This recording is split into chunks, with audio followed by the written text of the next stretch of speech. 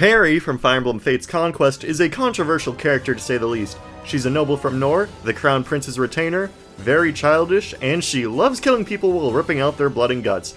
Now, as you can, imagine, that last bit, rubs many people the wrong way. Many people have even gone as far as to say things like she's one of the worst characters in the entire franchise, that she should have been an enemy instead, and how they would go about fixing or changing her.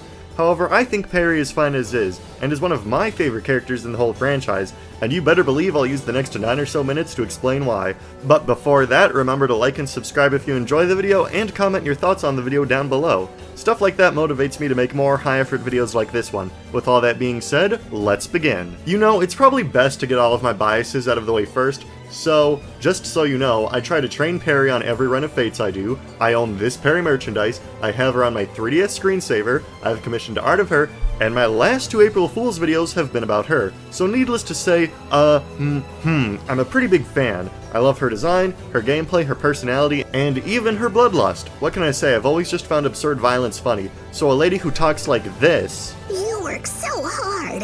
You deserve a huggy wuggy. Running around the battlefield screaming about ripping out her opponent's intestines is amusing to me. I'm not gonna write a 50-page essay on how Tom is the worst character in his franchise and a terrible person because he hits Spike in the head with a brick. I'm just going to think it funny. However, despite my bias, I'm still going to try to make an earnest analysis of her writing and why I think it really isn't the issue here. And for that, we have to go back to the very beginning and find out how she turned out like this. To quickly summarize, when Peri was a young girl, her mother was killed by one of her servants. This stunted her mental growth to the point where as an adult she still speaks and acts like a child, and awakened a very violent side of her, leading to her modern murderous behavior. Now this on its own isn't a problem. We've had characters like this before that were generally well liked. Jafar, for example, the Angel of Death, who killed a well-liked character on screen, is generally received positively within the fandom.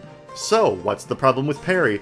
Well, Peri kills innocent people even when she's in your army, with a particular focus on maids and butlers. She even threatens to kill Felicia. Now this is obviously linked to the fact that one of her servants killed her mother, but pretty much every character in this franchise has dead parents, and most of them don't go on to be psychos. So, as you can imagine, the constant talk of violence, her abhorrent behavior, and her lack of change in many of her supports is understandably a big turnoff for many people. But what if I said these things weren't entirely her fault? What if somebody wanted her to turn out this way? I only ever said that her mother was killed, but I haven't mentioned her father yet. He is rarely brought up, but when he is, it is very telling. It's stated in 2 different supports that when she was young, he would just watch her kill servants that he personally hired, and never said it was wrong either. So even though it's never directly stated, I think that Peri's dad was purposefully raising his daughter to be a killer. I don't really think there's a lot of other interpretations. If he was just neutral or indifferent, he would probably be elsewhere during her killings instead of actively watching her do it. And if he was against his daughter being a killer, he wouldn't keep actively hiring servants, knowing what would happen to them. So I think it's fair to say that her father wanted her to be this way, and didn't do much else besides that to raise her, considering her stunted mentality and childish way of speaking. Again, this isn't new. Going back to Jafar, he was also raised to be a killer, but started getting his act together once he started interacting with Nino. So maybe Peri will finally find a positive influence like Nino once she leaves home, or maybe she'll just find a bunch of people like her father, enablers. Another reason people hate Peri is because of her interactions with other characters, specifically the fact that by the end of a lot of her supports, the other support partner ends up accepting her psychotic ways, bending over backwards to appease her bloodlust. For example, Corrin, the main character who is trying to spare all of their enemies, can end up marrying a psychotic killer. They don't even try to stop Peri herself from killing people. They just get the people Peri wants to kill to try her snacks so that she's less likely to kill them, which is certainly an interesting approach. So it's easy to see why a fan of Corrin, again, a character who wants to spare everyone, wouldn't be very happy about this development. However, I think this anger is misdirected. How is it Peri's fault that everyone around her enables her behavior? If she was raised by a father who actively wanted her to turn out this way, had people constantly telling her how good she was at killing, and nobody willing to call her out, not even when she threatens to kill every girl Benny's ever nice to, right before he proposes to her, what hope did she possibly have to change? Pretty much everyone she ever interacts with is an enabler of her behavior, but why, you may ask, would so many characters do this? Well, to talk about that, we need to talk about Nor. Nor, Peri's home country, is not a kind one. Their king is a deranged, evil dragon-worshipping warmonger who is also, of course, made of goo. And his 2 senior-most officials are also rather impolite fellows to say the least. can I help you, King DDD? I need a monster to claw with that there. Corin! That's what we do best at NME. You better get it with a money back guarantee.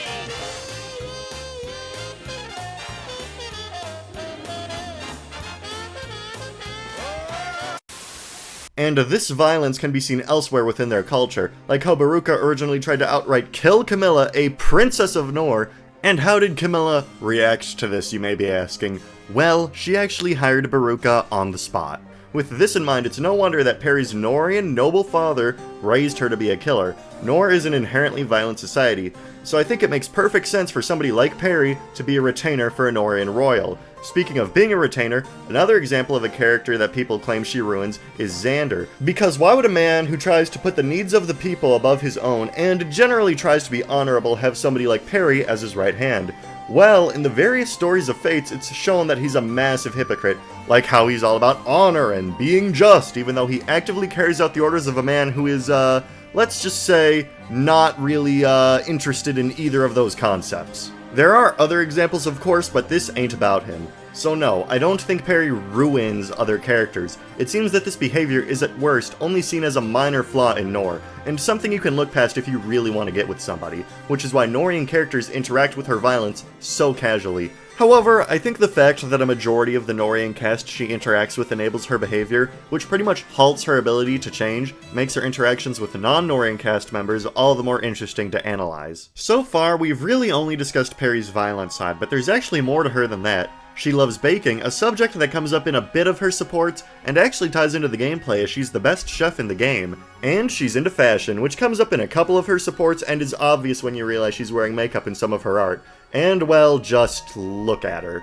Like in her support with Hinata, her violent side is never really shown. She just wants to get Hinata, a Hoshidian man, a gift after he helps her with her bags. Eventually, however, Peri realizes that Hinata does not like the gift and vows to get him a better one, and they just end up being shopping buddies by the end of their air support, with Hinata probably not even knowing about Peri's violent side. Then, her supports with Kaze, another Hoshidan, primarily revolve around her making food for him, which is very fun for both of them. The topic of killing does come up in the A support, but Kaze actively condemns it and calls it a thuggish act, showing that he's not bending over backwards just to appease her. And then the conversation goes back to baking afterwards. On the other hand, her supports with Kaden do revolve around violence, but it's to teach Peri a valuable lesson. She wants to kill a caterpillar since she thinks it's disgusting, but Kaden actually stops her. He shows her that if she doesn't kill it, it'll grow into a beautiful butterfly, and eventually he gets her to swear off killing bugs entirely. And if they do end up getting married, Kaden actually makes Peri being less violent a condition of their marriage. Compare this to Jacob, who when Peri says, "Hey, killing's awesome actually, stop complaining about me, idiot," Jacob pretty much just says, "Okay." The point I'm trying to make here is, intentional or not by the developers, her interactions with Hoshidians are vastly different compared to her interactions with Norians. Of course, there are some outliers, like her supports with Kagero, a Hoshidian, do get quite bloody, but I would call these outliers to the general trend. Through these supports with people who aren't her countrymen, we see that Peri is a nice person. She likes baking treats for her friends, she likes getting gifts for people, and she's capable of learning that what she's doing is wrong, as seen with Kaden. She's usually just too ignorant to know right from wrong when it comes to violence.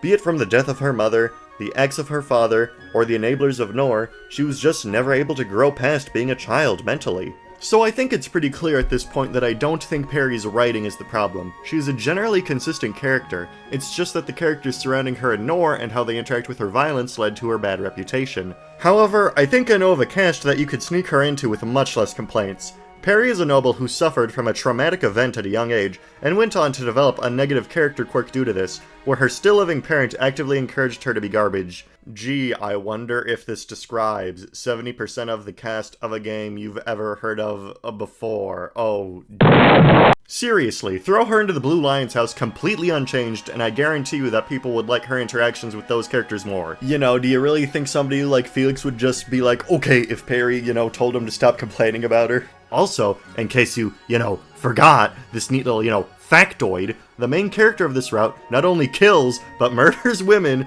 enjoys it, and has the signature line, "Kill every last one of them." He doesn't even have the bad dad excuse. All he has are the voices in his head. Another fun little fact for you, he is also one of the most popular characters in the series by an extremely large margin. I'd say the difference maker is, again, the supporting cast, with characters like Felix that call him out on his behavior, and characters like Byleth that try to help him move past this. Peri has these as shown in the Caden example, but that's a revelation only support, so if you play her main route, Conquest, you obviously can't support her with Caden or Hinata, only Norians who are used to the culture of violence, although Kaze is still available. However, Peri isn't and never will be in Fire Emblem Three Houses. If you do want more high quality supports in Fates, however, there is a mod called the Gay Fates mod that adds a ton of supports for every character. I'm not going to use any of these to defend Peri's character as they're not official. I just think they're neat examples of what the Fates writers could have done better, having other characters interact with Peri without having their fans think that Peri is quote-unquote ruining them. In her support with Azura, another character actually available in Conquest, she starts by asking what makeup Azura uses before the topic eventually shifts to killing. However, Azura explains it to her like a child, since Peri essentially has the mentality of one, that if somebody dies, they can't feel happy or have fun anymore. This actually gets through to Peri, and even though it's a mod, I feel like it fits quite nicely with both characters' canon versions, with the calm, patient Azura communicating with Peri on a level she can understand. By the end of the A support, Peri actually does make great strides in learning the difference between right and wrong.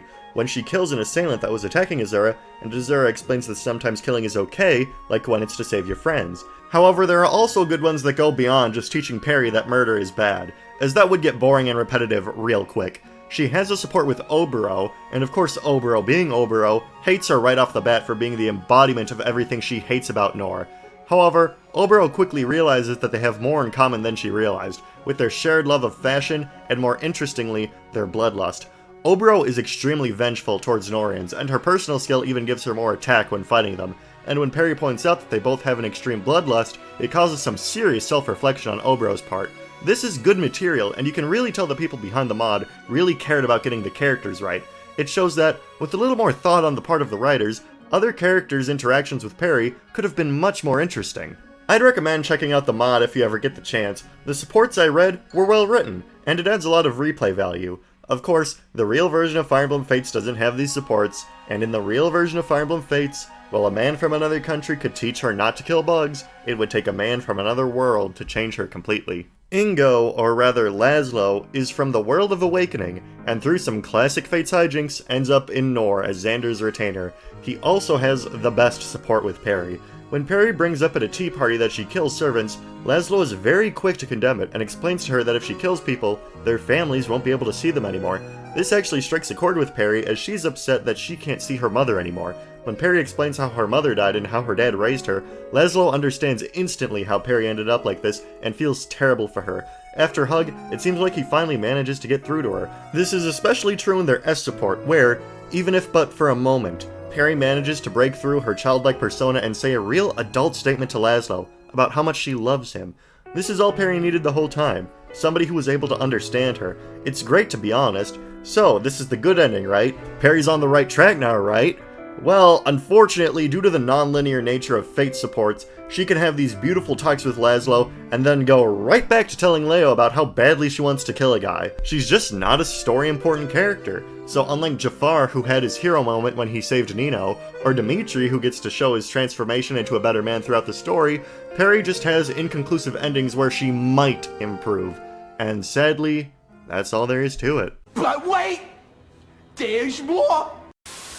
Fates is a game that has a lot of version differences, the most famous example of course being the Saizo Baruka support. But what if I told you that the end of Peri's character arc is locked behind Japanese exclusive DLC? Mother supports in Fates are usually extremely generic, but each mother will actually have a unique conversation with their child in the Hoshidian Festival DLC. If Peri ended up marrying Laszlo, she'll be able to have a conversation with Soleil. Soleil seems to have inherited her mother's bloodlust, saying that she wants to kill a guy, but Peri actually shows the growth she underwent in the Laszlo support and teaches her daughter how to manage herself properly, and tells Soleil that she doesn't want her to end up like Peri herself did. I think it's an extremely fitting ending to show Peri being a good mother, considering hers was taken from her early on in life, resulting in her never having a chance to be raised right. However, this is a fate Soleil, luckily, won't have to suffer. I also think it's an absolute travesty that this DLC was never translated. I genuinely wonder how much this could have impacted Peri's reputation if it was widely available in English. If you want to check out this conversation in full, and other ones, check out this YouTube channel. They're actively working on getting all of the conversations translated, and there's some neat stuff for a lot of the characters. So, in conclusion, I don't think Peri needs to be fixed. Sure, other characters in the game can try to help her improve, but she doesn't need to be rewritten, or adjusted, or become an enemy, or some other nonsense. Peri herself is a fine character, and one I actively enjoy. It's not her fault that the characters around her actively enable her behavior, which again is likely due to Norian culture in general. There are even examples within the game showing how well other characters can interact with her, and supports created by fans showing that it was possible on a much wider scale. And even then, her character within the English version is just straight up incomplete. I don't know if this video will change your opinion on Peri, but I hope that you can at least think about it a little bit, now that you have the full picture. Also, this is your annual reminder to not just dismiss all Fates characters as one-dimensional just because the internet told you they were. With all that being said, remember to like and subscribe if you enjoyed the video, and be sure to comment your thoughts on the video. With a video like this where I analyze writing a lot, I'm interested in hearing other people's thoughts. But most importantly, remember to have a nice day. Bye-bye.